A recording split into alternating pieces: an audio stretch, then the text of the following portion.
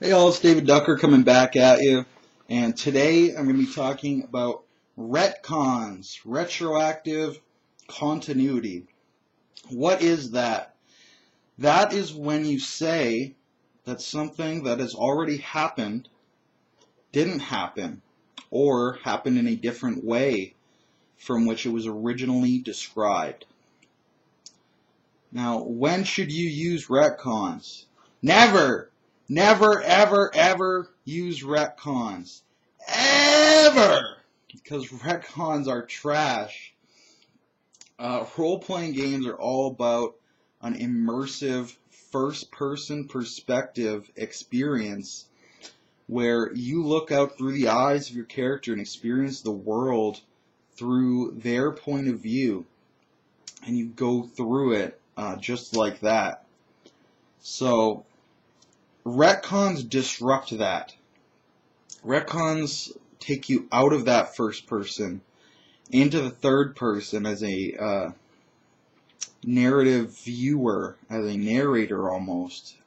Someone who's consuming this data rather than experiencing this data. So you don't want to do that just for those immersion breaking reasons. There's also, of course, all of the ridiculous confusion that can happen when you retcon. People who aren't clear on the new timeline, people who, remember one thing happening and don't realize it didn't really happen. So their plans are all askew, their relationships are all askew, everyone has a different take on what happened. I mean, everyone's going to have a different take on what happened anyway. Why confuse it? So, and DC Comics has had probably the worst time with retcons of anybody. Going right back to the 80s, when they did their Crisis on Infinite Earths storyline. I believe they invented the term retcon because they said, "Oh no, Superman wasn't in the Justice Society, and he didn't debut in 1939, or was it 38? I think it was 38. Correct me if I'm wrong. I'll give you 10 experience points for the Song of Ice and Fire role-playing game. That's a lot. So, a DC in the 80s said Superman hasn't been around since the 40s. He hasn't been in the Justice Society. He didn't fight in World War II. He just debuted in 88, or whenever they did the Man of Steel series. You get no XP for correcting me on that one, because it's not that important. In my opinion. To me. Sorry, super fans. But, so now what they've done is when you pick up, like, the back issue, Justice Society, I think it was actually All Winner Squadron or All Star Comics, number 50. Superman and Justice Society, they went and they fought against, the Ultra Humanite, Vandal Savage, Perd Agaton, all these great Golden Age heroes. But then you're like, wait a sec. You're telling this story to someone, perhaps, and they're like, wait a sec, Superman wasn't in the Justice Society. He just debuted. Superman's a new character. And you're like, no, look, I have this comic book where Superman is clearly punching Nazis in the face. And you're like, oh, no, that's been retconned. That comic book never happened. We can never reference anything that happened in this cool, awesome story where Superman feeds Nazis to dinosaurs at the Savage Lands or a dinosaur island. So you're like, oh, well, now I'm confused and I lose investment in this. I've invested in this Justice Society comic book. I believe in it. I have immersion. I'm memorizing the facts of that world. And then you change the facts? Oh, man. Forget all this. That's too much work. That's too much nerd rage arguments. That's just, why would you do that? You dumped your investment. If you're ever going to do that, the payoff would need to be so huge down the line. You'd need such a good reason to do it that it's never going to happen. We live in a practical world, and that set of circumstance where it's more valuable to erase the past than it is to continue, never going to happen. Right? It's as if you turned on, Game of Thrones, and Daenerys Targaryen is just, she shows up in Westeros with a boat full of Dothraki, with Khal Drogo, and Viserys is there too, and they start invading the Seven Kingdoms. And you're like, wait, I thought Khal and Viserys were dead, and the Dothraki were like scattered. And then the producers were like, oh, no, we retconned that. It never happened. All of the angst you felt when Khal died, or the very cool scene when Viserys died, no, that never happened. We're just going to do this thing here. And you're just like, forget you, and you leave. There's a strong possibility you'll leave a franchise. They start fooling around with their continuity.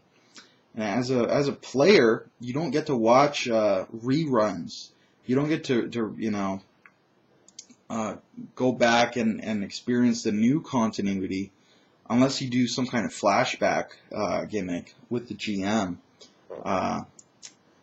which is a waste of time because, again, the odds of it being cooler than it was are not high, and by it being a rehash of a scenario, you lose cool factor as well because it's not original. Alright, so retcons are just a terrible thing to do. Don't do them. So I'm badmouthing retcons, saying what not to do. So what should I do if something happened I didn't want to happen? Well, get drama out of that. The characters probably didn't want it to happen either. Not the players, but their characters probably didn't want that to happen either. Get drama out of that. Their reactions. How does the NPCs react to what did happen? Perhaps some of them try to set it back on course that it was before. So keep moving forward. Let the storyline evolve naturalistically. That's my whole GM style. I set out all the NPCs. They each have plans and schemes, quests for the PCs, rewards for them. And they all have allies and enemies, creating this political web. I just let the PCs go. I have no idea what's going to happen.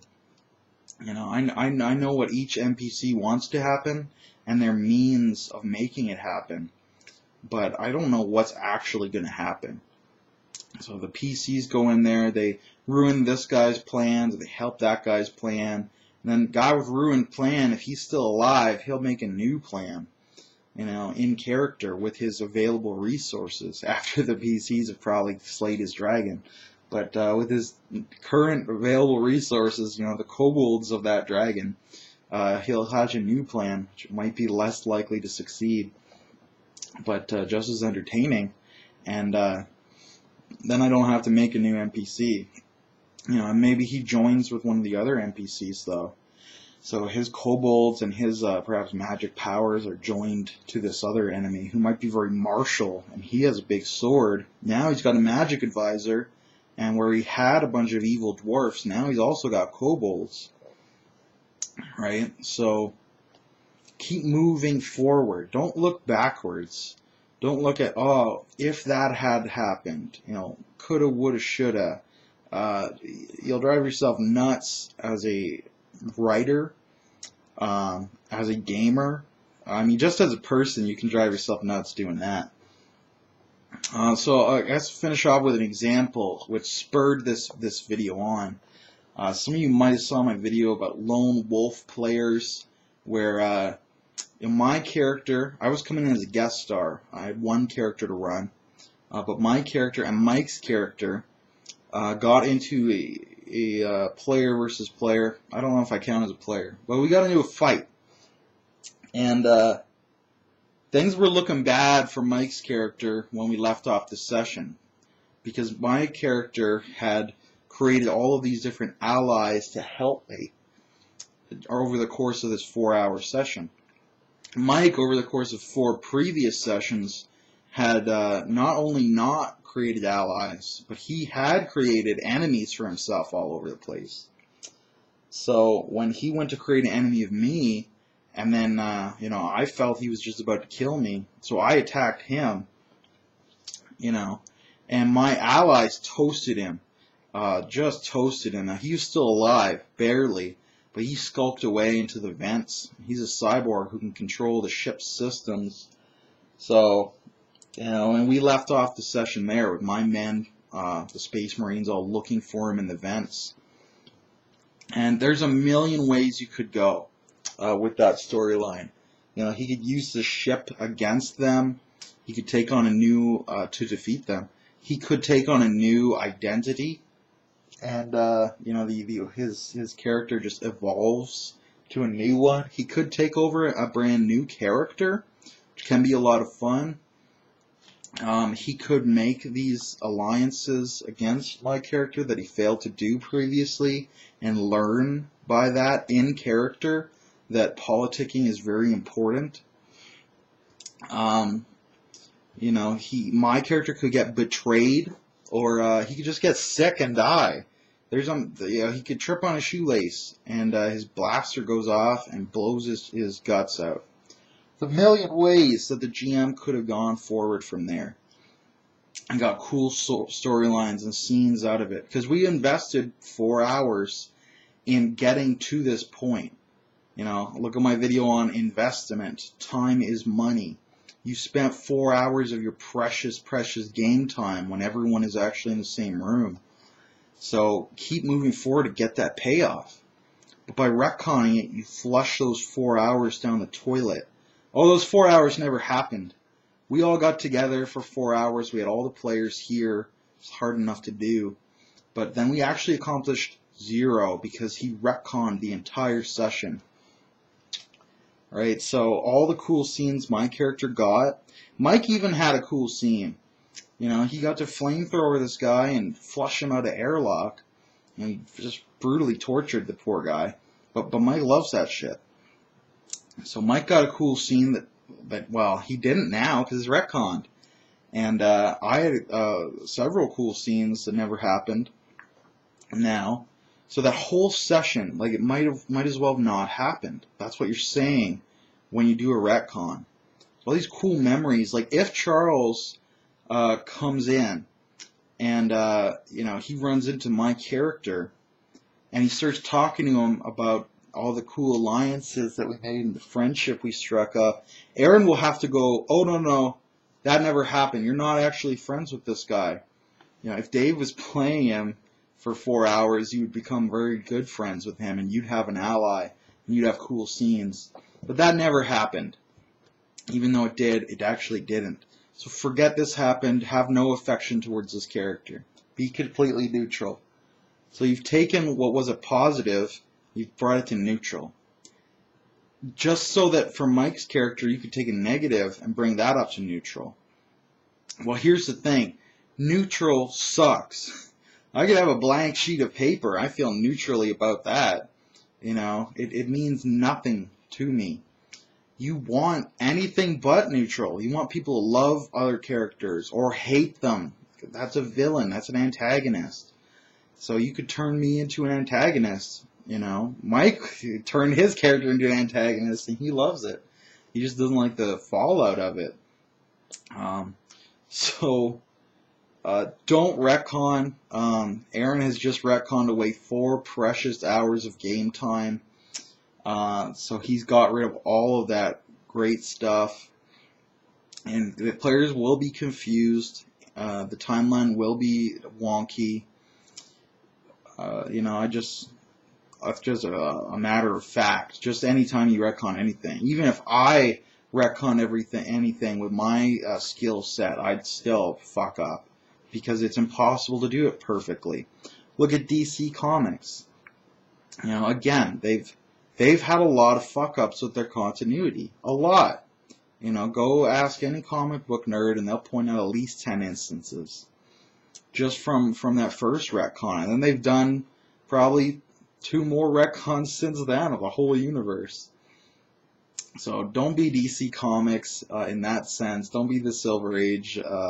Be the Golden Age. Keep it in continuity. Build the drama. Don't cut the floor out from under yourself.